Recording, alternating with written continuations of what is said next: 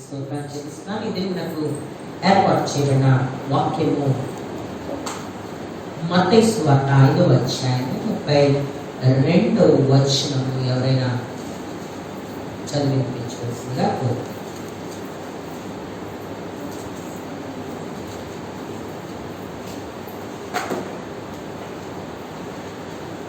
మత్తయి సువార్త 5వ అధ్యాయము 32వ వచనం. నేను మీతో చెప్పినదేమనగా, వ్యభిచార కారణమును బట్టి గాక తన భార్యను విడనాడు ప్రతి వాడును ఆమెను వ్యభిచారిణిగా చేయుచున్నాడు. విడనాడబడిన దాన్ని నీ పెండ్లాడు వాడు హెచ్చరించుచున్నాడు. చాలు. దేవుని వాక్యం దీవించాలి. హల్లెలూయా, హల్లెలూయా. నేను దినాన మన యొక్క లెసన్లో ప్రాముఖ్యంగా ఈ యొక్క మనం నేర్చుకున్నట్టు పాపపు పశ్చాత్తాపము గురించి మనం నేర్చుకుంటున్నాం. నిజమైన పశ్చాత్తాపము దేవుని సన్నిధిలో ఏ విధంగా ఉంటుంది. దానిలో ప్రాముఖ్యంగా ఎజ్రా 10వ అధ్యాయంలో తన వారి జీవితాల్లో దేవునికి వ్యతిరేకమైన వివాహములు చేసుకున్నప్పుడు వారు భార్యలను సైతం విడిచిపెట్టి ఆ యొక్క పాపమును ప్రక్షాళన చేసుకుంటూ వారు సిద్ధపడ్డారు. అంటే వివాహ బంధమునే వదులుకోవడానికి దేవుని కోసం నిలబడ్డారంటే పాపమును మరి ఎంత జాగ్రత్తగా ఒప్పుకోవాలో మనం ఆ సంగతిని మనము నేర్చుకుంటున్నాం. అందుకే ఇక్కడ మన వివాహ బంధాన్ని గురించి మనం మాట్లాడుకున్నప్పుడు యేసు వారి 5వ అధ్యాయం 32వ వచనంలో చెప్తున్నారు ఏంటంటే, యాక్చువల్గా వివాహ బంధమును వదిలివేయడానికి ఏమాత్రము దేవుని యొక్క నిబంధన కాదు. ఎందుకు ఆ యొక్క పరిస్థితి ఏర్పడిందో కూడా తర్వాత వాక్యంలో యేసయ్య మాట్లాడతారు. ఒక వ్యక్తి వ్యభిచారం చేస్తేనే ఆ భార్యను విడిచిపెట్టాలి. అంతేగాని భార్య కానీ భర్త కానీ వేరే వాళ్ళు కానీ వేరే అనుమానంతో కానీ లేకపోతే వేరే ఆలోచనతో కానీ ఆమెను విడిచిపెట్టకూడదు. ఇక్కడ క్లియర్గా రాయబడింది ఏంటంటే, జాగ్రత్తగా ఆలోచిద్దాం. ఈ మధ్యకాలంలో మన పశ్చాత్తాపం గురించి మాట్లాడుతూ దేవుడు అనేకమైన సంగతులు మనకి నేర్పిస్తాడు. వివాహ బంధం దగ్గరికి వచ్చేసరికి చాలామంది ఏం చేస్తున్నారంటే బాగా దెబ్బలాడేసుకుంటారు. పొంతను కుదరకపోతే చాలా ఈజీగా డివోర్స్ తీసేసుకుంటున్నారు. ఈరోజు తీసుకొని వెంటనే ఏం చేస్తారంటే, ఈ అబ్బాయికి నచ్చిన అమ్మాయిని మరలా పెళ్లి చేసుకున్నాడు, అమ్మాయికి నచ్చిన అబ్బాయిని మరలా పెళ్లి చేసుకుని పోలేండి హాయిగా వాళ్ళైతే బాగున్నారని మనం కూడా చాలా సాటిస్ఫైడ్గా సమాజంతో కలిసిపోతాం. కానీ యేసయ్య చెప్పిన వాక్యం ఏంటంటే చాలా క్లియర్గా, అంటే మన యొక్క కుటుంబాల్లో ఇటువంటి సంఘటనలు జరగవచ్చు. అటువంటి వారిని మనం జాగ్రత్తగా వారి బంధాన్ని కాపాడాలో దేవుడికి మాట్లాడతాం. మనం యాక్చువల్గా పశ్చాత్తాపం గురించే నేర్చుకున్నాం, కానీ దేవుడు మధ్యలో కొన్ని సంగతులను మనకు టీచ్ చేస్తున్నారు. ఈ లేఖన భాగాన్ని ఆలోచన చేస్తే యేసయ్య అంటారు ఏంటంటే, 31వ వచనం చదివితే, తన భార్యను విడనాడు వాడు ఆమెకు పరిత్యాగ పత్రిక ఇవ్వాలి. అది పాత నిబంధన పద్ధతి. అయితే అని చెప్పబడి ఉన్నది. యేసయ్య ధర్మశాస్త్రాన్ని జ్ఞాపకం చేస్తూ అంటున్నారు. అసలు ఎందుకు చెప్పబడింది? ఒకవేళ ఎవరైనా అపరాధం తప్పు వ్యభిచారం చేస్తేనే, దానిలో దొరికిపోతేనే ఆయనకు డివోర్స్ తీసుకోవాలి, పరిత్యాగ పత్రిక ఇవ్వాలి. అది రూల్.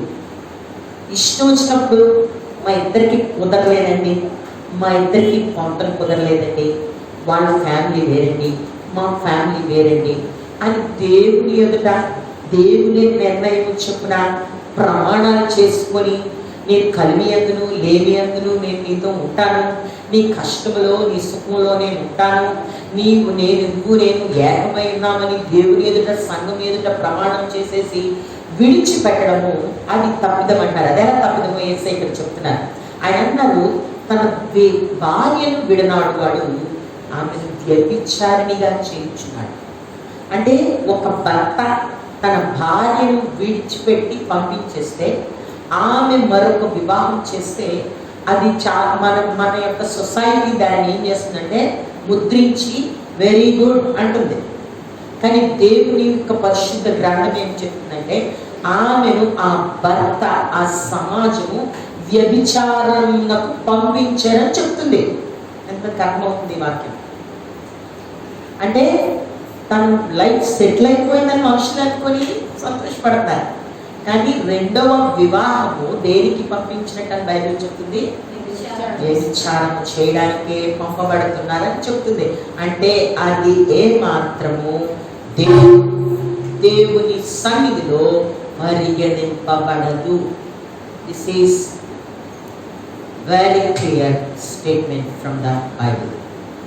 పరిశుద్ధ గ్రంథంలో నుండి చాలా స్పష్టంగా దేవుడి మాటలు మనకి తెలియజేస్తాం. మళ్ళీ అంటున్నాడు ఏంటంటే విడనాడబడి దానిని పెండ్లాడువాడు. ఇప్పటి వరకు ఒక భర్త తన భార్యను విడిచిపెట్టి ఆమెను వేరొకరికి పెళ్లి చేస్తే విడిచిపెట్టిన వాడు ఆమెను వ్యభిచారానికి పంపించినట్లు అని ఉంది. ఇప్పుడేమనుందంటే ఒక భర్త భార్యను విడిచి వచ్చిన దానిని పెళ్లి చేసుకున్నవాడు వ్యభిచరించుచున్నాడు. క్లారిటీ దేవుని వాక్యంలో.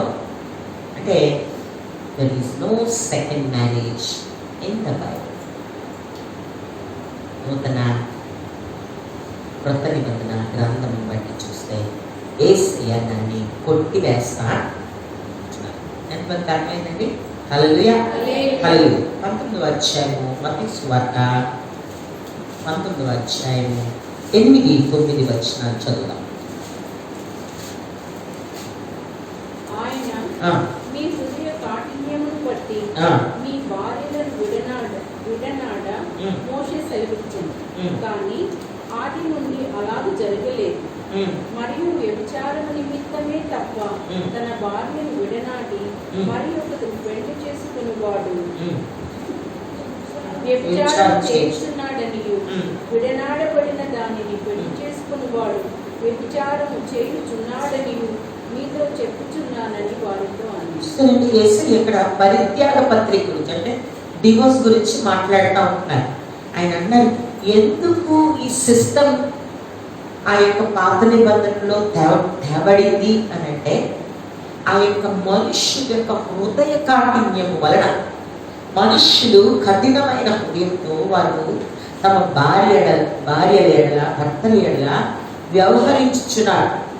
దానిని బట్టి వారు ఆ యొక్క చట్టబద్ధంగా వారు సపరేట్ అవ్వాలి, అంటే డివోర్స్ తీసుకోవాలి అన్న చట్టము ధర్మశాస్త్రంలో పెట్టేరే. కానీ యేసయ్య ఏమంటున్నారంటే చూడండి 6వ వచనంలో అంటారు, కాబట్టి వారికి ఏక శరీరముగా ఉన్నారు కనుక దేవుడు జతపరిచిన వారిని మనుష్యుడు వేరుపరచకూడదు. దేవుడు చెప్తున్నమాట, యేసయ్య చెప్తున్నమాట. హల్లెలూయా.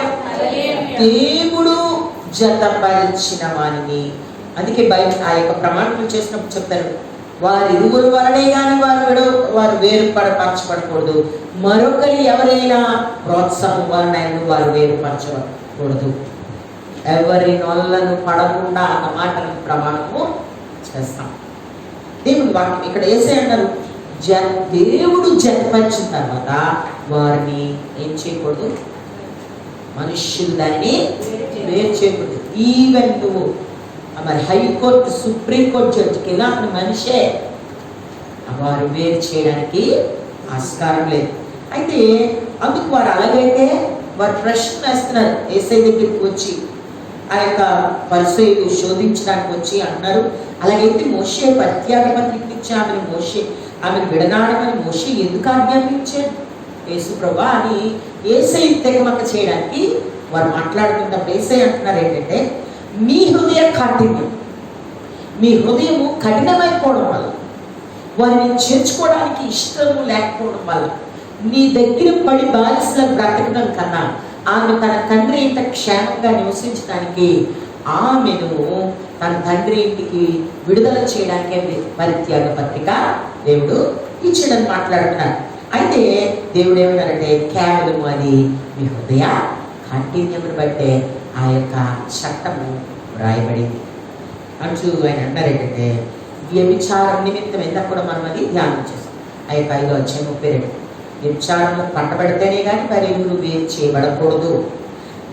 భార్యను విడనాడు మరి ఒకతను పెళ్లి చేసుకున్నవాడు ఏం చేస్తున్నాడంట? వ్యభిచారం చేయించున్నాడు. విడనాడబడిన దాన్ని పెళ్లి చేసుకున్నవాడు వ్యభిచరించున్నాడు. Very clear rule from New Testament. కనుక వివాహ బంధము అందుకే జాగ్రత్తగా అది ఘనమైనది అన్నమాట రాయబడింది కదండి. ఇది పరిశుద్ధమైనది. అందుకే వివాహం విషయంకి వచ్చేసరికి ఇష్టం వచ్చినట్లు ప్రవర్తించుకోరు. ఈ యొక్క మాటను తెలియజేస్తూ ఈ లేఖనాలు ఎందుకు తెలియజేస్తాడంటే ఇట్టి పరిస్థితిలో ఎంత పశ్చాత్తాపం అవసరం, న్యాయబద్ధమైన సలహా అవసరం కదండి. న్యాయబద్ధమైన ఒక వివాహం విడిపోతుందంటే చాలా జాగ్రత్త అయినటువంటి నియమ నిబంధనలు తీసుకోవాలి. తల్లిదండ్రులు అయితేనేమి, వారి చుట్టూ ఉన్నవారైతేనేమి, భార్య భర్తలు అయితేనేమి, లేకపోతే న్యాయబద్ధమైన సలహాకు వెళ్ళాలి. కౌన్సిలింగ్కి కంపల్సరిగా వెళ్ళాలి. అలాగే రాజీ లేకపోతే సమాధానం పడవలసిన అవసరత ఉన్నది. హల్లెలూయా. రాజీ పడాలి. అది ఎంతటి అగాధమైన పరిస్థితి అయినా, అది ఎంతటి మనస్పర్ధ అయినా దేవుడు సమాధానకర్త కనుక మనము పాపులము, మన ముఖం తిరిగి చూడలేనంత అపవిత్రులమైన దేవుడు మనల్ని సమాధానపరిచి ఆయన పక్షంగా చేర్చుకున్నాడు కనుక మన భార్య విషయంలో కానీ భర్త విషయంలో కానీ ఏం చేయాలంటే సమాధానము అవసరం. అందుకే అంటాడు సమాధానమును వెతికి పరిగెట్టాలి. దానికోసం సమాధానము కోసం పరిగెట్టాలి. వాళ్ళు వచ్చినప్పుడు మాట్లాడతానులే, వాళ్ళు వచ్చినప్పుడు నమస్కారం చేస్తానులే, వాళ్ళు వచ్చినప్పుడు నేను విష్ చేస్తానులే కాదు. దాని కొరకు వెళ్ళమంటున్నాడు దేవుడు. నీ రొక్కబడి నాకు వదిలేసి పారిపో, వారితో సమాధానం పడడానికి అని అంటున్నాడు. ఎందుకు ఈ విడాకుల కంటే లేకపోతే పరిత్యాగ పత్రిక ఎందుకనగా ఆ యొక్క సమాధానం ఏం చేస్తుందంటే విడాకుల కంటే లేకపోతే పరిత్యాగ పత్రిక కంటే ఆ యొక్క సమాధానం దేవునికి మహిమను కలిగజేస్తుంది. హల్లెలూయా. ఎందుకంటే అది దేవుడు యొక్క దేవుడు నిర్ణయించినటువంటి పద్ధతి. ప్రాముఖ్యంగా తన యొక్క కార్యమును భూమి మీద మొదలు చేసినప్పుడే వివాహ బంధముతోనే దేవుడు ఆ యొక్క కార్యాన్ని మొదలు చేశాడు. హల్లెలూయా. కనుక అది దేవునికే మహిమ. వివాహం అనేది దేవునికి మహిమ కనుక వారు సమాధాన పడ్డము ఎవరికి మహిమ అండి? దేవునికి మహిమ. విడాకులు దేవునికి మహిమ కాదు. ఎంత స్తోత్రం అండి, మా పాపకి విడాకులు వస్తే చాలా మంది సాక్ష్యాలు చెప్తూ ఉంటారు. అది దేవునికి మాత్రము మహిమకరమైనది కాదు. దేవునికి మహిమకరమైనది ఏంటంటే ఎట్టి యొక్క మనస్పర్ధలు వచ్చిన ఎంతటి భయంకరమైన స్థితికి దిగజారిపోయినా వారు సమాధాన పడటమే దేవునికి మహిమ. హల్లెలూయా. అయితే ఈ యొక్క యజ్ఞ పరిస్థితికి వచ్చేసరికి దేవుడు అన్ని టాలీ చేసి మాట్లాడుతూ ఉంటున్నాడు గడిచినటువంటి 4-5 దినాల నుండి ఈ యొక్క పశ్చాత్తాపం గురించి. యజ్ఞ స్థితికి వచ్చేసరికి వారు అన్యజనుల నుండి వచ్చిన భార్యల పిల్లల నుండి మరి ఎంత అతి కష్టమైన బాధకరమైన పని అయినా వారు వేరుపరచబడవలసిన వారై ఉన్నారు. That is rule. వారు ఒక రూల్ పెట్టుకున్నారు. ఎందుకు ఆ రూల్ అంటే పాపము లేని దేశముగా చేయబడడానికి వారు. ఎందుకంటే పాత నిబంధనల గ్రంథంలో పరిత్యాగ పత్రిక వాడుకలో ఉంది కనుక. అర్థమైందండి? పరిత్యాగ పత్రిక అంటే డివోర్స్ వాడుకలో ఉంది కనుక వారు ఏం చేస్తున్నారంటే దేవుని ఎరగని వారిని వారి సమాజం చాలా కఠినం. మన 3 రోజులు అదే ధ్యానం చేస్తాం. బిడ్డలు విడిచిపెట్టడం, భార్య విడిచిపెట్టడం, ఒక ఫ్యామిలీగా ఒక ఫెలోషిప్ వచ్చేసరికి విడిచిపెట్టడం చాలా కఠినం. కానీ ఎజ్రా ఒక ఆర్డర్ ఇచ్చాడు అంతే, అక్కడి నుంచి మీరు విడుదల ఉందేయాలా అన్నమాట. అది అంత బాధకరం కదండి. దీన్ని బట్టి మనం ఆలోచిస్తే భార్యని కుటుంబాన్ని విడిచేయడానికే విడిచిపెట్టడానికే దేవుని సంతోషపరచడానికి దేవుని ఎదుట ప్రతిష్టమైన వారిగా నిలవబడ్డానికి, దేవుని ఎదుట వారు పాపం లేకుండా ఉండువారుగా నిలవబడ్డానికి, వారి కుటుంబాన్ని వేరు చేయడానికి నిలబడినప్పుడు పాపం విషయంలో మరీ ఇంకెంత జాగ్రత్త మనము కలిగి ఉండాలంటున్నాడు. దీన్ని బట్టి మనం ఆలోచిస్తే మన పాపములను ఎంత బాధకరమైన లేకపోతే కష్టమైన దాన్ని మన జీవితంలో నుండి వేరు చేయబడిన వారినై దేవుని ఎదుట మనము నిలబడాలి. హల్లెలూయా. అలాగే యేసు ప్రభువారు మత్తయి సువార్త 18వ అధ్యాయము ఒక ఇంకా దిగ్భ్రాంతి చెందే న్యూస్ని ఇక్కడ ఆ యూదుడికి తెలియజేస్తారు. పాపం అంటే ఇప్పటివరకు మనము చేతలతో చేసినది, మాటలతో చేసినది ఏమిటి, దీన్నే పాపము అని అంటాం కదా. యేసయ్య మరి ఆశ్చర్యకరమైన భాషలో ఇక్కడ ఒక మాటను తెలియజేస్తున్నారు. చూడండి 18వ అధ్యాయం 8-9 వచనాలు. కాగా నీ చెయ్యైనను నీ పాదమైనను నిన్ను అభ్యంతరపరిచిన ఎడల దాన్ని నరికి నీ యొద్ద నుండి పారవేయము. రెండు చేతులను రెండు పాదములను కలిగి నిత్యాగ్నిలో పడవేయుట కంటే వాడుగా అంగగుణుడు అవుగా జీవలో ప్రయోగించు నీకు మేలు. చాలు, అక్కడికి మళ్ళీ ఆగం. ఇక్కడ అన్నది యేసయ్య మీద వచనాలన్నీ రాస్తూ అంటే దేవుని ఎదుట నిష్కలంకంగా ఉండడం గురించి మాట్లాడుతున్నారు. నీ చెయ్యి కానీ నీ పాదము కానీ నీ శరీరంలో పాపం చేయడానికి దానికి ఆశ కలిగితే దాన్ని నరికి పారేయడం. ఒకవేళ నిన్ను అభ్యంతరపరిచిన ఎడల దాన్ని నరికి నీ యొద్ద నుండి పారవేయము. రెండు చేతులతో గలిగి అగ్ని నిత్యము మండే ఆ అగ్నిలో పడవేయబడ్డం కంటే కుంటోడుగాను అవిటోడుగాను నిత్య జీవంలో ప్రవేశించదా? హల్లెలూయా. చాలా కఠినమైన నిర్ణయం కదా ఇది, చాలా కఠినమైన నిర్ణయం.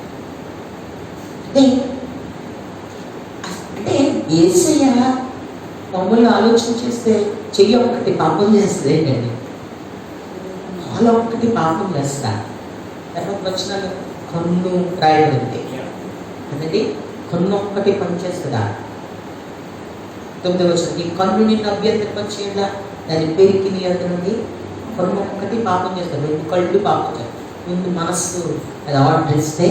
అంటే యేసయ్య ఏమంటున్నారు ఏంటంటే ఎంత ఖచ్చితమో దేవుని ఎదుట పరిశుద్ధత గురించి ఆయన మాట్లాడారు. అంటే కంటి చూపు వలన కూడా నీ స్పర్శ వలన నీ నడక వలన దేవుని యొక్క దృష్టిలో పాపులుగా మనము అవి నిన్ను అభ్యంతరపరిచి నరకంలో పడవేసే కంటే వాళ్ళకే కొందనీసే అంటారు. దానికి ఇక్కడ ఉన్నటువంటి నిజంగా యేసు అది మనిషిని ఆయాసకరమైనటువంటి ఆన్సర్ వేసి బాగా కలిగించేస్తుంది.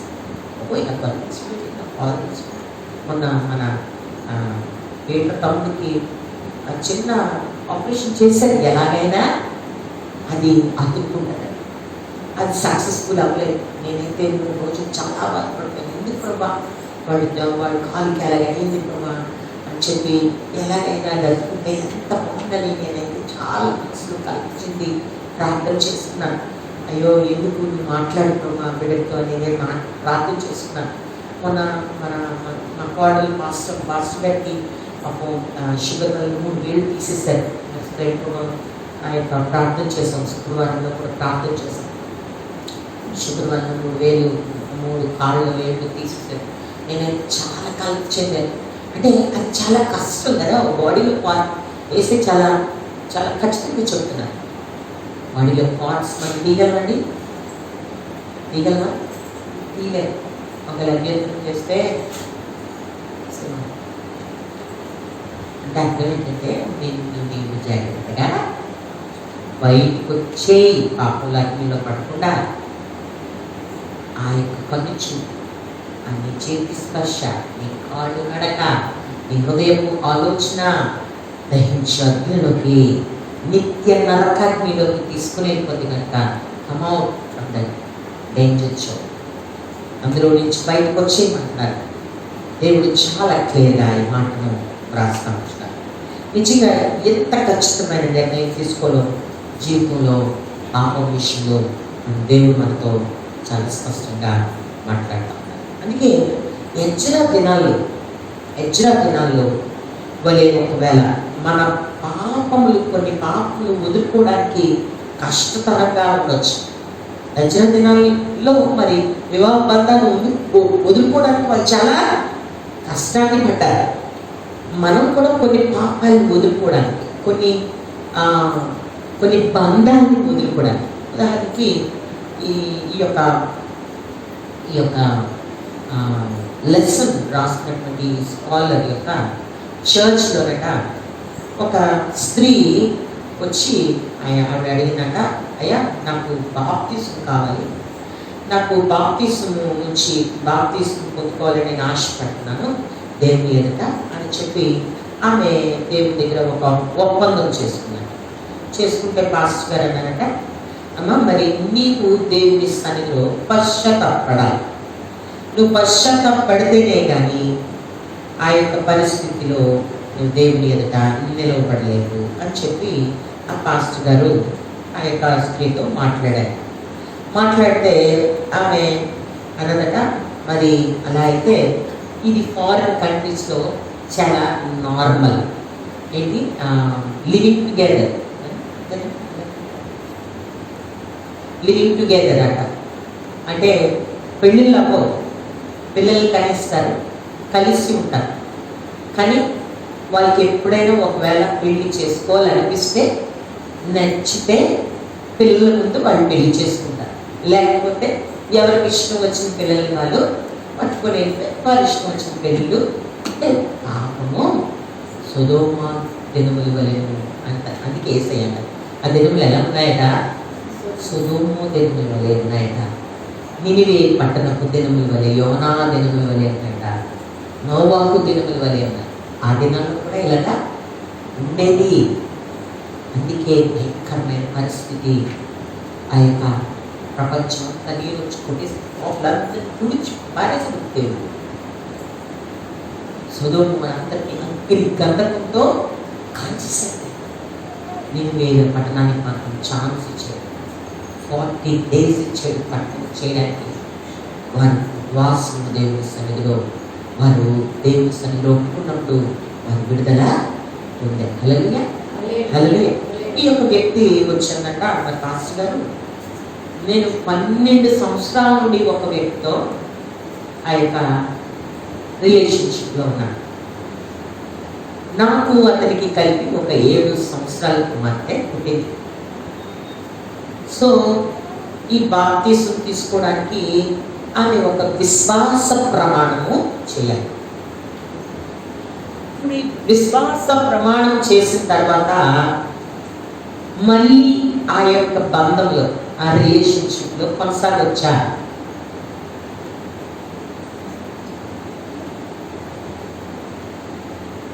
ఆమె బాప్తిసం తీసుకోవడానికి సిద్ధపడింది. మరొకసారి క్వశ్చన్ వేస్తాను. 12 సంవత్సరాల నుండి ఒక వ్యక్తితో సంబంధం కలిగి వివాహం అవ్వలేదు. వారిద్దరి బంధానికి ఒక కుమార్తె పుట్టింది, 7 సంవత్సరాల కుమార్తె. అతడు ఒక చాలా మాట్లాడే వ్యక్తిట. వివాహాలంటే ఇష్టపడదంట, అధికారులంటే ఇష్టపడదంట. ఆ వ్యక్తికి వివాహం ఉంటేనే కలిసి ఉండాలా అని చెప్తున్నాడు. అతడు వివాహం బంధానికి ఇష్టపడలేదట, కానీ వారిద్దరికి నచ్చి వారిద్దరు కలిసి ఉన్నారట. వారిద్దరికి కుమార్తె పుట్టిందట. ఇప్పుడు ఈమెతో దేవుడు మాట్లాడటము ప్రారంభించేసరికి ఆమె అన్నదట, పాస్టర్ గారి దగ్గరికి వచ్చి నేను బాప్తిసం తీసుకోవాలండి. మరి బాప్తిసం తీసుకుని నిజమైన పశ్చాత్తాపం పడి దేవుని ఎదుట మనం ఒక ప్రమాణం చేస్తాం కదండి. లోకమును విసర్జించి, గర్వమును విసర్జించి, లోక క్రియలను విసర్జించి, యేసు ప్రభుకే నా యొక్క ఆయనను నేను స్వరక్షకునిగా అంగీకరించి నా జీవితాన్ని ఆయనకు సమర్పించుకుంటున్నానని ఒక ప్రమాణము చేస్తాం. ఆ యొక్క బాప్తిస్మంలో. ఇప్పుడు ఆ ప్రమాణం చేసినాక ఆమె తిరిగి మరలా ఆ యొక్క బంధంలో కొనసాగి వచ్చారు. చెప్పండి గట్టిగా. కదండి, అది నిజమైన పశ్చాత్తాపమైన బాప్తీసం కొరకు పశ్చాత్తాపాలి. చాలా మంది పెళ్లి బాప్తీసాలు అలాగే తీసుకుంటారు. చాలా మంది పెళ్లిళ్ళకి తీసుకుంటారు బాప్తిస్మాలు. చాలా మంది బాప్తిస్మాలు తీసుకొని కోపం తగ్గదు, పాపం తగ్గదు, ఏమాత్రం తగ్గకూడదు. దేవుడు కూడా తగ్గడు. దేవుడు తగ్గడండి. ఆయనకి పాపం అంటే అసహ్యం. నిబంధన మీద నిలవబడిన వారిని దేవుడు చేర్చుకోవడానికి ఇష్టపడి ఖచ్చితమైన వ్యక్తులు కావాలి. ఆయన అక్కడ కుంటుడమైనా పర్లేదు, నాకు నా రాజ్యంలోకి నువ్వు రావడానికి గుడ్డోడుమైనా పర్లేదు. ఇంకో సంగతి తెలుసా, దేవుడి మందిరంలోకి వెళ్ళడానికి కుంటుడు వెళ్ళకూడదు. అసలు యాక్చువల్గా పాత నిబంధన గ్రంథంలో గుడ్డోడు వెళ్ళకూడదు. జబ్బున్న ఆ యొక్క గొర్రె పిల్లని సమర్పించకూడదు, కుంటి దాన్ని సమర్పించకూడదు, పిల్లలు లేని దాన్ని సమర్పించకూడదు. అంత ఖచ్చితమైన పరిస్థితిలో ఉన్న దేవుడు ఇక్కడికి వచ్చి అంటున్నాడు, నువ్వు దేవుని రాజ్యానికి వచ్చినప్పుడు కుంటుడు అయినా పర్వాలేదు, గుడ్డుడు అయినా పర్వాలేదు, నీవు పరిశుద్ధిగా ఉంటావు. ఒక్కసారి దేవుడికి చెప్పట్టుకోండి. ఎంత గొప్ప దేవుడు అండి. పరిశుద్ధుడే మనకు కావాలంటున్నాడు. పరిశుద్ధత లేకుండా దేవుడిని ఎవరు చూడలేదు. ఈ వ్యక్తి పాస్టర్ గారితో అంటే, పాస్టర్ గారు నేను బ్యాప్టిజం తీసుకోవడానికి సిద్ధపడుతున్నాను, మీరు నా భర్తతో అంటే నా యొక్క వైఫ్ ఫ్రెండ్తో మాట్లాడండి, మాట్లాడే ఆయన ఒప్పించండి, మేమిద్దరం వివాహం చేసుకుని కనీసం ఆ యొక్క సమాజం ఎదుట భార్య భర్తలుగా నిలబడతాం, అప్పుడు నేను బాప్తిసం తీసుకోగలను, మీరు మాట్లాడండి. ఆల్రెడీ పాపంలో ఉన్నారు, అది ఏమాత్రము ఒప్పుకునే స్థితి అది. అప్పుడు పాస్టర్ గారు ఫోన్ చేశారట. ఫోన్ చేసేసరికి పాస్టర్ గారు చాలా ఇష్టం వచ్చినట్లు తిరిగాడట, చాలా నిందలు వేశాడట, చాలా అపవిత్రమైనటువంటి మాటలు మాట్లాడాడట. నువ్వేంటి అసలు తన ఆలోచన పాడు చేసేస్తున్నావు, ఈ కొత్త కొత్త పద్ధతులు నాకు అవసరం లేదు, నాకు ఇలాంటి రూల్స్ అస్సలు నేను పట్టించుకోను, నేను చేతులారా కష్టపడుతున్నాను, నాకు మంచి ఆస్తి ఉంది. అప్పుడు ఆయన అన్నారట, ఆస్తి అనగానే అన్నారట, మరి తర్వాత నీకు కుమార్తె ఉంది కదా, ఆమె నీ ఆస్తిని మరి పొందుకోవాలన్నా, ఆమె క్లెయిమ్ చేయాలన్నా, ఆమెకి నీ కూతురని ఒక సర్టిఫికేట్ ఉన్నా, నీకు నీకు భార్య అని ఒక సర్టిఫికేట్ ఉంటే కదా వాళ్ళు క్లెయిమ్ చేయగలరు. సో దానికోసం నువ్వు ఒప్పుకోవనగానే అతడు అన్నాడట, అలాంటి దానికి ఆస్తి కోసం అయితే నాకు భార్య కుమార్తె అవసరం లేదంట. సరే, ప్రపంచం పరిస్థితి. వెంటనే ఆమె ఆ యొక్క ఆస్తి కోసం తన మాటను అనేసరికి నేను ఎంత భయంకరమైన పాపంలో నేను ఇంతవరకు నివసించానని వెంటనే తన కుమార్తెని పట్టుకొని ఆమె బయటకు వచ్చేసి దేవుని దగ్గర క్షమాపణ అడిగి, ప్రభా నేను చేసింది కళ్ళు బయటలు గమ్మి నేను ఈ పని చేశాను, నేను చాలా తప్పిదంలో నేను ఈ అపరాధం చేసి నేను ఈ కుమార్తెను గర్భం ధరించాను, వేసినట్టు ప్రతి పాపంలో ఉండి కడిమేనని, నువ్వు ప్రభా నేను దిద్దుకోలేని తప్పే, కానీ నువ్వు నా కోసం శ్రమ అనుభవించావు, ఇక మీదట మరలా నేను ఆ రొంపిలోనికి ఆ పవిత్రతలోనికి నేను వెళ్ళడానికి నేను ఇష్టపడలేదనేది ఆమె ఆ యొక్క నేర్చమైన పశ్చాత్తాపంలోకి వచ్చి ఆమె సమాజం ఎదుట బాప్తిసం తీసుకుని మరలా ఇంకెప్పుడు పెళ్లి గురించి ఆమె ఆలోచించాను. అంటే నేను ఎందుకు ఈ మాటను తెలియజేస్తున్నాను, చాలా కష్టతరమైన పశ్చాత్తాపం. చాలా కష్టం. అందుకే దీన్ని బట్టి నిజంగా ఆశ్చర్యం కలిగిస్తుంది కదండి. ఇట్టి పరిస్థితి బట్టి ఆలోచన చేస్తే ఈ అవిధేయత పరిస్థితులు, అందుకే అపోస్తలుడైనటువంటి పౌలు నిన్నటి దినాన్ని మనం ఈ మాట చదువుకున్నాము. 6వ అధ్యాయము 1 కొరింథీ పత్రిక, 2 కొరింథీ పత్రిక 6వ అధ్యాయం 14వ వచనాన్ని మనం చదువుకున్నాం. మీరు అవిశ్వాసులతో జోడుగా ఉండకుడి అంటే ఇటువంటి సహవాసం, ఇటువంటి రిలేషన్షిప్స్ ఏర్పడతాయి, జాగ్రత్త. అందుకే అవిశ్వాసులతో అంటున్నారు. ఇప్పుడు వరకు మనం అన్యుల గురించి నేర్చుకున్నాం కదా, అంటే దేవుడిని ఎరగని వారు అని నేర్చుకున్నాం. వారు క్రిస్టియన్స్ అయి ఉంటే చాలు. అది ఇక్కడ అపోస్తలుడైన పౌలు యొక్క ఉద్దేశం. మొన్న నా యొక్క సిస్టర్ ఫోన్ చేసి మంచి సంబంధం మా పాపకు వచ్చిందిరా, చాలా రిచ్, ఒకే కొడుకు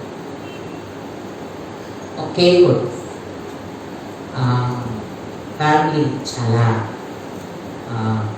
భక్తిపడి, తల్లిదండ్రులు చాలా, కానీ ఆ పిల్లడికి ఏసై గురించే తెలియదు. అప్పుడు పాప అన్నదంట, ఆస్తి అంతా నేనేం చేసుకుంటాను, ఏసయ్యే మా ఆస్తి, ఏసై లేకపోతే నాకు ఆస్తి అని ఆస్తి చెప్పారట. అప్పుడు వాళ్ళు దగ్గర 10 సార్లు ఫోన్ చేశారు.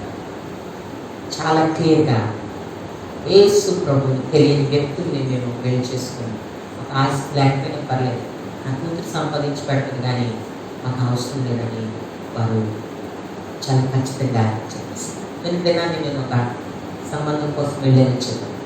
వారు మొదటిగా పాస్టర్ గారు, వీళ్ళు పాస్టర్ గారే వారు అడుగుతున్నారు, బాబమ్మ నీ సాక్ష్యం చెప్పు, నీవు ఏ విధంగా రక్షింపబడ్డావమ్మా, నీ రక్షణ సాక్ష్యం చెప్పాను. నాకు చాలా సంతోషం. నిజంగా ఈ దినాల్లో పెళ్లి సంబంధాల్లో ఇట్టి పరిస్థితులు బయటకు వస్తున్నాయా? వీళ్ళకి ఎంత వస్తుంది, వీళ్ళకి ఎంత వస్తుంది, వీళ్ళు ఎంత ఇవ్వగలరు, వీళ్ళు ఎంత ఇవ్వగలరు, ఈమె ఎంత చదువుకుంది, ఇతను ఎంత చదువుకున్నాడు, ఇతను ఎంత సంపాదిస్తున్నాడు, ఈమె ఎంత సంపాదిస్తుంది, కట్నం ఎంత ఇస్తారు, మీరు బంగారం ఎంత పెడతారు, మా బంగారం ఎంత తీసుకుంటారు. ఇవే మాటలే కానీ బాప్తిస్మం పొందావా, రక్షింపబడ్డావా, దేవుని కోసం నువ్వేం పని చేయగలవు, ఆత్మ పొందుకున్నావా, పరిశుద్ధాత్మ పొందుకున్నావా, భాషలు మాట్లాడతావా అన్న క్వశ్చన్స్ ఎక్కడ దొరకట్లేదు ఈ దినాల్లో. అక్కడ నేను విన్నది ఏంటంటే, అమ్మ నీ సాక్ష్యం చెప్పు, నువ్వెప్పుడు మారు మనసు పొందావు, నువ్వెప్పుడు పరిశుద్ధాత్మ బాప్తిస్మం పొందావు, నువ్వు భాషలు మాట్లాడతావా అంటే ఆమె దాని సాక్ష్యం చెప్పింది, ఆ బిడ్డ దాని సాక్ష్యం చెప్పాడు. అప్పుడు వారు చెప్పారు ఏంటంటే, దేవుని యొక్క చిత్తం కొరకు ప్రార్థించి అప్పుడు మా యొక్క ఉద్దేశం మీకు తెలియజేస్తాం. ఆమె నచ్చేస్తే చాలు, బాబు నచ్చేస్తే చాలు, వారి ఆస్తి నచ్చేస్తే చాలు, వారి ఉద్యోగం నచ్చేస్తే చాలు. దేవుడు చాలా క్లియర్గా మాట్లాడుతున్నారు. అవిశ్వాసులు, ఒకవేళ నువ్వు పెళ్లి చేసుకోబోయే కుమారుడు అవిశ్వాసి అయితే నీకు పొత్తు కుదరదు, 2 సరిగ్గా దున్నలేదు. నువ్వు చేసుకోబోయే కుమార్తె అవిశ్వాసి అయితే ఆ యొక్క పొలం సరిగ్గా దున్నలేరు. ఇద్దరు సరి అయిన తూకంలో పరిశుద్ధాత్మలో అభిషేకం పొందిన వారై. హల్లెలూయా. ఇట్టి స్థితి మన సంఘంలో రాబోయే తరం వారికి కలుగుగాక. హల్లెలూయా. రాబోయే సంఘంలో ప్రతి ఒక్క యవనస్తులకి, ప్రతి ఒక్క యవనస్తురాలకి, ప్రతి ఒక్క బిడ్డలకు, మన కుటుంబాల్లో ఇట్టి స్థితి కలుగుగాక. హల్లెలూయా. దేవుడు అన్నాడు, మీరు అవిశ్వాసులతో జోడుగా ఉండకండి, నీతికి దుర్నీతికి క్రైస్తవులే. మా తాతల ముత్తాతల నుండి క్రైస్తవులు బట్టి మేము, అది సరిపోదు నువ్వు జోడిగా వివాహం అవ్వడానికి. హల్లెలూయా. చాలా క్లియర్గా ఇక్కడ అపోస్తలుడైనటువంటి పౌలు మాట్లాడుతూ ఉంటున్నాడు. అందుకే అంత కఠినంగా రాస్తా ఉన్నాడు. వెలుగునకు చీకటికి ఏమి సంబంధం, ఏమి పొత్తు, క్రీస్తుకు బెలియాలతో ఏమి సంబంధము, అవిశ్వాసతో విశ్వాసకి పాలెక్కడిది. దేవుని ఆలయమునకు విగ్రహం. దేవుని ఆలయం రక్షింపబడితే you are the temple of God. నువ్వు దేవుని ఆలయము. నీలో ఎవరుంటారు? ఎవరుంటారండి? క్రైస్తవుల హృదయంలో ఎవరుంటారు? యేసయ్య ఉంటారు. ఇప్పుడు అవిశ్వాసి హృదయంలో ఎవరుంటారండి? అవిశ్వాస హృదయంలో విగ్రహం ఉంటారు, వారి ఇష్టాలు ఉంటాయి, అబ్బాయి ఏలుబడి ఉంటుంది. అందుకే అక్కడ క్లియర్గా దేవుని వాక్యం మాట్లాడుతుంది, క్రీస్తుకు మిరియాలకు ఏమి సంబంధము? దేవుని ఆలయమునకు విగ్రహంతో ఏమి పొత్తు, ఏమి పొందిక? మనం జీవము గల దేవుని ఆలయమై ఉన్నాం. హల్లెలూయా, హల్లెలూయా. దేవుడు చాలా క్లారిటీని ఇక్కడ ఇస్తాం. ఈ యొక్క లేఖనాన్ని మనం జాగ్రత్తగా ఆలోచన చేస్తాం. ఈ యొక్క బిగ్ ఆ యొక్క పాయింట్, నిజమైన పశ్చాత్తాపము, అవసరమైన నిర్ణయం తన పాపమును సరిచేసుకునే విషయంలో తీసుకోవడానికి, అది సమర్థవంతమైన విభజన జరిగించడానికి ఆ యొక్క ప్రోత్సాహం చేస్తుంది. అంటే నిజమైన పశ్చాత్తాపము అవసరం, అంటే తన పాపములను సరి చేసుకునే విషయంలో సరి అయిన నిర్ణయాన్ని తీసుకోవడానికి సమర్థవంతమైన విభజన, అంటే వేరుపాటు. ఇందాక మనం చెప్పుకున్నట్లు ఎజ్రా సరి అయిన విభజన చేయడం ప్రారంభించారు. ఆ యొక్క యవనస్తురాల ఆ పాస్టర్ గారి దగ్గరికి వెళ్ళి సరి అయిన విభజనకు నిర్ణయము తన లైఫ్ని దేవునికి అప్పగించడానికి ఈ లోక సంబంధమైన బంధం నుండి విభజనకు సరి అయిన నిర్ణయాన్ని తీసుకుని. హల్లెలూయా, హల్లెలూయా. ఎవరితో వెళ్తాం? ఓరప్ప, రూతు ఇద్దరు నిలబడ్డారు. అమ్మా మీరిద్దరు వెళ్ళి యవనస్తురాలు మీరు వెళ్ళి పెళ్లి చేసేసుకుని హామీగా బతకండి అని అంటే ఓరప్ప లోకం వైపు వెళ్ళిపోయింది, రూతు దేవుని వైపు, తన అత్త వైపు, దేవుని రక్షణ వైపు తిరిగి వచ్చింది. హల్లెలూయా, హల్లెలూయా. ఎవరి వైపు నిశ్చయం తీసుకుని ఆమె విభజింపబడి ఆమె సపరేట్ చేసేసుకున్న దాని కాదు. ఈ యొక్క మోయాబురాలైనటువంటి ఈ యొక్క రూత్ అయితే లోకము నుండి తను సపరేట్ చేస్తుంది. ఈమె దేవుని నుండి సపరేట్ అయిపోయింది, ఈమెతే లోకం నుండి సపరేట్ అయిపోయింది. అందుకే యేసయ్య వంశవరుడు ఆమెలో ఉన్నాయి. హల్లెలూయా. యేసయ్య వంశవరుడు స్త్రీల పేర్లు ఉంటాయి, ఆమె కూడా ఒకటే. ఆ యొక్క దావీదుకి నానమ్మ అవుతుంది, ముత్తమ్మ అవుతుంది, ముత్తమ్మ అవుతుంది. అంటే ఇంతటి స్టెప్ ఆమె తీసుకుంది. హల్లెలూయా. ఏమిటి నాన్న ఎంతో క్లియర్గా మాట్లాడతాము. అందుకే ఎజ్రా 15లోనంట కొంతమంది ఈ మాట చెప్పి నేను ముగించేస్తాను. ఎజ్రా 10:15 కొంతమంది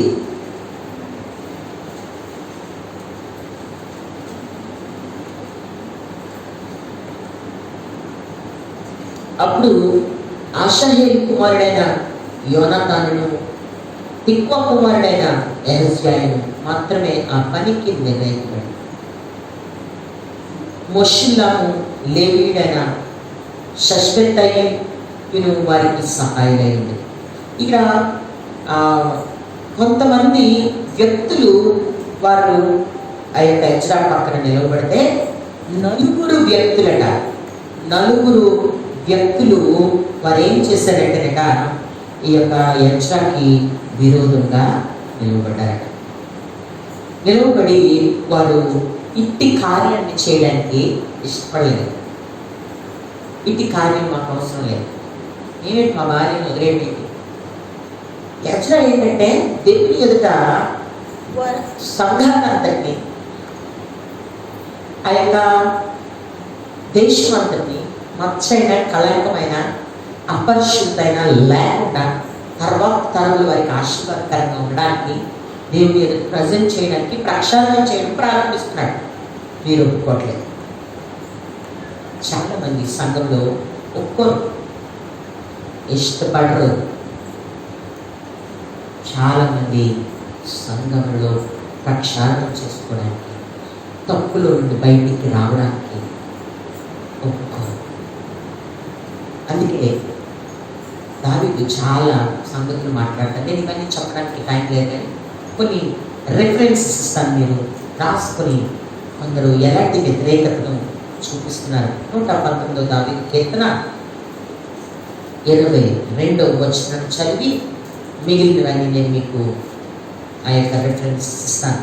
వారు విరోధంగా ఉంటారట దేవుడి యొక్క క్రియలకు, దేవుడి ప్రజలకు, దేవుడి అధికారానికి, దేవుడి సేవకులకు వారు ఎలా ఉంటారంటే విరోధమైన భావం. 119వ కీర్తన 22వ వచనం. నేను నీ శాసనములు అనుసరించుచున్నాను, నా మీదికి రాకుండా నిందను తిరస్కారమును తొలగింపు. 23. అధికారులు నాకు విరోధముగా సభ తీర్చి మాట్లాడు కొందరు నీ సేవకుడు నీ కట్టడలను సరే, ధ్యానించు. వారు ఏం చేస్తారంటే అధికారులే విరోధంగా, అధికారులే విరోధంగా ఏం చేస్తున్నారట? సభ తీర్చి, అంటే denying God's statements, denying God's authority, దేవుని అధికారానికి తోసిపుచ్చు. సంఘంలో ఇటువంటి మనుషులు ఉంటారు. దానికి కూడా చాలా క్లారిటీతో యేసుప్రభువారు అపోస్తలుడైన పౌలు పరిశుద్ధ గ్రంథము ఎలాగూ వారికి ట్రీట్మెంట్ ఇవ్వాలో దేవుడు మనకి లెసన్లో తెలియజేస్తా ఉన్నారు. ఈ యొక్క కొంతమంది ఈ ఎలాగైతే త్రోసిపుచ్చుతున్నారు, ఈ యొక్క రిఫరెన్సెస్ మనం దేవునికి విధేయులైన వారిని వ్యతిరేకించేవారు ఎలాంటి మాటలు మాట్లాడతారో, ఏం చేస్తారో. 119వ కీర్తన 22వ వచనం, 23వ వచనం, 39, 42, 119,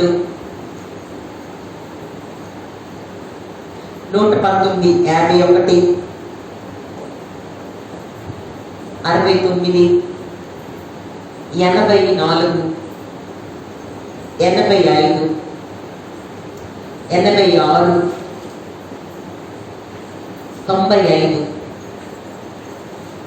110, 157 ఈ వచనాలు దేవుని శాసనాలకి, దేవుని ప్రజలకు వ్యతిరేకంగా వారు ఏం మాట్లాడతారో ఒక్కసారి ఇంటికి వెళ్ళి మీకు చదివితే అర్థమవుతుంది. ఈ యొక్క యెజ్రా గ్రంథంలో 10వ అధ్యాయం 8వ వచనంలో ఒక మాట అంటూ ఆయన రాస్తూ ఏమంటారంటే 10వ అధ్యాయము 8వ వచనం, మరియు 3 దినములుగా ప్రధానులు పెద్దలను చేసిన యోచన చొప్పున ఎవడైనను రాకపోయిన ఎడల వాని ఆస్తి, చాలా ఖచ్చితమైన నిర్ణయం ఎట్లా అనిపిస్తుంది. ఏం చేస్తారంటే ఎవరైనా వచ్చి మీ భార్యని విడిచిపెట్టకపోతే అన్ని స్త్రీలకు పెళ్లి చేసుకున్నవారు, అన్ని పిల్లలు వారిని విడిచిపెట్టకపోతే, ప్రక్షాళన చేసుకోకపోతే, నిజమైన పశ్చాత్తాపం లేకపోతే మీ ఆస్తి దేవుని ఖజానాలోకి వెళ్ళిపోతుంది. Is it possible now this? అనుకోండి. నువ్వు ఈ చర్చ్ అండి, నాకు వాళ్ళు చర్చలు ఉన్నాయంట, దేవుని వాక్యం ఉన్నట్టు చెప్తే ఇష్టం ఉండదు కొందరికి. తిట్టేస్తానండి పాస్టర్, వాక్యం చెప్తే తిట్టేయడం ఏంటండి? నాకు అర్థమవుతుంది. నీలో ఉన్న పాపం నిన్ను దొరుకుతుంది అంతే. నీలో ఉన్న పాపం నిన్ను గుచ్చుకున్నప్పుడు నీకు బాధ కలుగుతుంది. దాన్ని ఆ సేవకుల మీద, బోధించే వారి మీద, సంఘం మీద నువ్వు విరోధం చూపిస్తే నష్టం నీదే, నష్టం నీకే కలుగుతుంది. ఇక్కడ యెజ్రా గారు ఒక ఖచ్చితమైన నిర్ణయాన్ని తీసుకున్నారు. ఆయన అన్నారు 3 దినాలు మీకు టైం ఇస్తున్నాను, ఇక్కడ మీరు ప్రతిష్ఠింపబడిన వారే ప్రత్యేకంగా రావాలి. దేవుని ప్రజలలో అప్రతిష్ఠులైన వారు, అవిధేయులైనటువంటి వారు, అపవిత్రులు ఉండడానికి వీలు లేదు. యేసే నిర్ణయం కూడా అదే. ఉన్నను తగ్గిపోయినా నేను దేవుని రాజ్యంలో ప్రవేశించు. అక్కడ పేరన్నారు, మగవాడైనను రాకపోయిన ఎడల వాని ఆస్తి దేవునికి ప్రతిష్ఠితమగుననియు వాడు విడుదల నొందిన వారి సమాజంలో నుండి వెలివేయబడును. అంటే you are not at all belongs to this church or this fellowship. లేకపోతే ఇశ్రాయేలు సమాజంలో నీ పేరు ఉడిపి పెట్టబడుతుందా? ఎంత ఖచ్చితమైన నిర్ణయం, అంత ఖచ్చితమైన నిర్ణయం తీసుకోగలిగినందుకే మరలా వారి యొక్క దేవుని మందిర గోడను వారు కట్టగలిగారు. అన్ని ఆటంకములను వారు ఎదుర్కోగలిగారు. అన్ని ఆశ్చర్య కార్యాలు వారి జీవితాల్లో చూడగలిగారు. మరలా మందిరం తిరిగి కట్టబడింది. యేసయ్య తిరిగి ఆ ప్రాంతంలో జన్మించడానికి, మన జీవితానికి విడుదల రావడానికి వారు తీసుకున్న ఖచ్చితమైన నిర్ణయాలు తరువాత తరముల వారికి ఆశీర్వాదం. ఇది నా దేవుడు మాట్లాడుతున్నాను. అంత కఠినమైన పులిసిన పిండి. ఒకవేళ నేను అంటాను, ఎజ్రా నిర్ణయం తీసుకుంటే దేవుడు ఆ నిర్ణయం సృష్టించాడు. మనుష్యుల చేతుల్లో పడటం కంటే దావీదంటాడు దేవుడి చేతిలో పడటం బహుభయంకరమైన అంత చేతిలోనే పడతాను. యెహోవా చేతిలో పడ్డ బహుభయంకరం. అలాగే ఉండదు. చెయ్యిల ఎత్తిందట, 70,000 మంది పడిపోయారట. భరించడమా? దేవుడు నరకడం ప్రారంభించక ముందే మన గుండెలు మనం నడుపుకొని ఎక్కడెక్కడ అపవిత్రత, ఎక్కడెక్కడ అవిధేయత, ఎక్కడెక్కడ తిరుగుబాటుతనము, భయంకరమైన కోపము, అపవిత్రమైన కార్యాలు, మాటలు, దేవునికి, దేవుని సేవకులకు, మనుష్యులకు, కుటుంబానికి వ్యతిరేకత ఎక్కడైతే ఉందో అది సరి చేసుకుని దేవుని యొక్క పశ్చాత్తాపంతో, నిజమైన పశ్చాత్తాపంతో ముందు కొనసాగడానికి మనం అప్పగించుకున్నాం. దేవుడి మాటలు మన వెనుకలో దీవించి నడిపించగా కళ్ళు వంచి ప్రార్థన చేసుకున్నాం. కళ్ళు వంచి ప్రార్థన చేసుకున్నాం. ప్రార్థన మన మధ్య సుజని ఆంటీ గారు ప్రార్థన చేస్తారు. ఇది వాక్యం కొరకు ప్రభుని యొక్క ప్రార్థన ఆశీర్వాదంతో ఈ యొక్క కూడిక మనం ముగించుకుంటాం.